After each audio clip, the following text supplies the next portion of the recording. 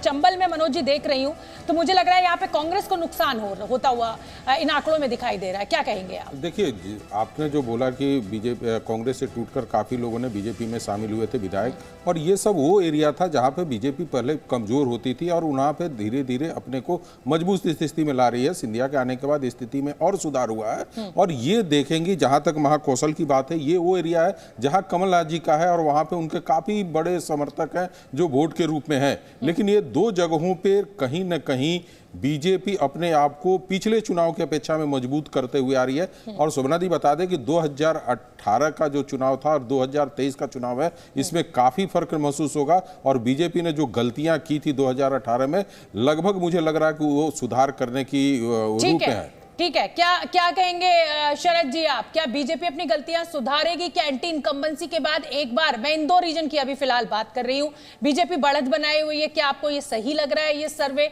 और जो सबसे अहम सवाल है वो ये कहा जा रहा था कि भाई ज्योतिरादित्य सिंधिया के साथ जो विधायक आए हैं उनको क्योंकि अब टिकट मिलेगा, उसके चलते जो बीजेपी का अपना काडर है वो नाराज है और वो इनको हरवाएगा। क्या कहेंगे आप? नहीं, ये फैक्टर तो अपने आप में काम कर सकता है, लेकिन करेगा या नहीं ये जब चुनाव आएगा तब पता चलेगा कि किसको टिकट मिल रहा है। क्या सिंधिया खेमे को मिल रहा है या बीजेपी के लोगों को मिल रहा है? और मेरे ख्याल से बीजेपी जहाँ तक उसमें सबसे बड़ा फैक्टर देखेगी कि विनेबिलिटी का, जो जीतने वाला कैंडिडेट है उसी को मिलेगा, चाहे वो सिंधिया खेमे का हो या बीजेपी के काडर का हो। तो ये अपने आप में बड़ी चीज़। और बीजेपी के बड़े नेता नरेंद्र सिंह तोमर भी उसी इलाके से आते हैं और मुझे लगता है कि बीजेपी अब वहाँ पे मजबूत होती जा रही है। ठीक है, मतलब शरद जी कह रहे हैं कि बीजेपी मजबूत हो रही है मध्य प्रदेश में और एंटी इनकम्बेंसी का कोई असर नहीं होगा। सचिन जी आप क्या कहेंगे?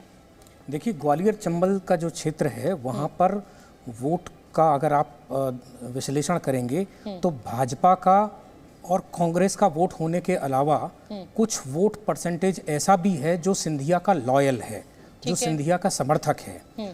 तो होता ये है कि कांग्रेस हो या बीजेपी हो, सिंधिया का समर्थक वोट जहां जुड़ जाता है उसको ऐड करता है। आपने देखा होगा कि जब 22 विधायक सिंधिया जी के साथ में जब बीजेपी में आए और उपचुनाव हुआ तो बहुत सारे लोगों ने तमाम तरह के आकलन किए। इनफैक्ट बीजेपी का जो पुराना काडर था उसके अंदर एक नाराज़गी थी और उन कार्यकर्ताओं ने कहीं ना कहीं चुनाव में बहुत सकारात्मक भूमिका नहीं निभाई। कांग्रेस भी हमलावर थी, इसके बावजूद 28 में से 19 सीटें ये बीजेपी के जो सिंधिया समर्थक विधायक थे ये जीत गए थे। हाँ। तो ये एक बहुत महत्वपूर्ण बात है। लेकिन सिंधिया अपने इस लॉयल वोटर के होने के बावजूद बीजेपी के कैंडिडेट से लोकसभा में हार गए थे। यहाँ हमें ये भी ध्यान रखना पड़ेगा। अब हम अगले दो रीजन्स का रुख करेंगे और बात मालवा आदिवासी रीजन की करेंगे, जहां से 28 सीटें हैं और इनमें बीजेपी को 11 से 15 सीटें मिल सकती हैं, कांग्रेस को 12 से 17 सीटें मिल सकती हैं और अन्य के खाते में 1 से 2 सीटें जा सकती हैं। तो ये मालवा रीजन का जो आदिवासी इलाका है वो मैंने आपको तस्वीर दिखाई। कांग्रेस को 12 से 17 मिल रही है, बीजेपी को 11 से 15 सीटें मिल रही है। यानी कुल मिलाकर देखा जाए तो कांटे की टक्कर इस रीजन में मालवा आदिवासी इलाके में दिख रही है। और जाहिर सी बात है कि आदिवासियों का जो वोट है वो परंपरागत वोटर है कांग्रेस का और इसी का असर इस रीजन में देखने को मिल रहा है। अब मैं अगले रीजन का फटाफट रुख कर लेती हूँ और अगला रीजन है मालवा उत्तर। अब यहाँ से क्या तस्वीर है? यहाँ से ये सबसे बड़ा मध्य प्रदेश का रीजन माना जाता है, मालवा उत्तर रीजन, जो सीटों के लिहाज से मध्य प्रदेश में सबसे बड़ा रीजन है।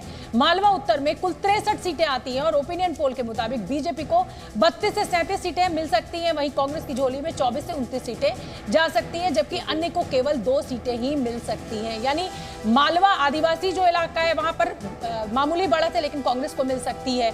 अगर हम मालवा उत्तर की बात कर रहे हैं तो यहाँ पर बीजेपी को बढ़त हमें दिखाई दे रही है। ये तो बड़ा सीधा सीधा बाइफर्केशन वोट्स का दिखाई दे रहा है मनोज जी। आदिवासी एरिया है तो वो परंपरागत वोट कांग्रेस का है, वो जा रहा है, और बीजेपी जो है वो मालवा उत्तर में अच्छा प्रदर्शन कर रही है। हालांकि अंतर मामूली है, बहुत ज्यादा नहीं है। सुमना जी बता दें कि देखिए, जहां तक आदिवासियों के ऊपर की बात है तो प्रधानमंत्री ने भी कहीं न कहीं आदिवासी वोट को, शेड्यूल ट्राइब जो वोट है उसको इन्होंने साधा है, चाहे अपने प्रेसिडेंट को ला कर किया हो या वहाँ पे जो अभी कानून लागू किया गया, पेशा कानून जिसमें जल जंगल जमीन की बात कही गई थी, उसको लाकर इन्होंने आदिवासी वोट को, कभी परंपरागत वोटर नहीं रहे हैं आदिवासी बीजेपी के, लेकिन ये 2 कारणों से इन लोगों ने, और बीजेपी का कैडर भी काफ़ी हद तक उस ट्राइबल एरिया में काम कर रहा है और उसका असर दिख रहा है। पहली बार ऐसा हो भी रहा है।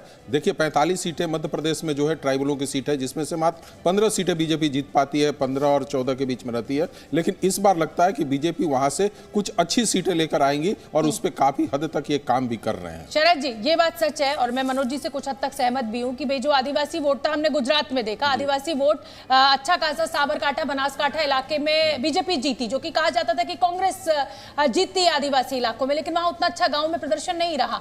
लेकिन शरद जी, जिस दलित वोट बैंक का जिक्र मनोज जी ने किया और राष्ट्रपति का जिक्र किया कि भाई क्योंकि दलित राष्ट्रपति बना दिया, आपको याद होगा कि जब रामनाथ कोविंद को बनाया गया था तो कोली समाज से बनाया गया था और इसी उम्मीद से बनाया गया था कि कोली वोट मिलेगा, लेकिन मिला नहीं था कांग्रेस बीजेपी को।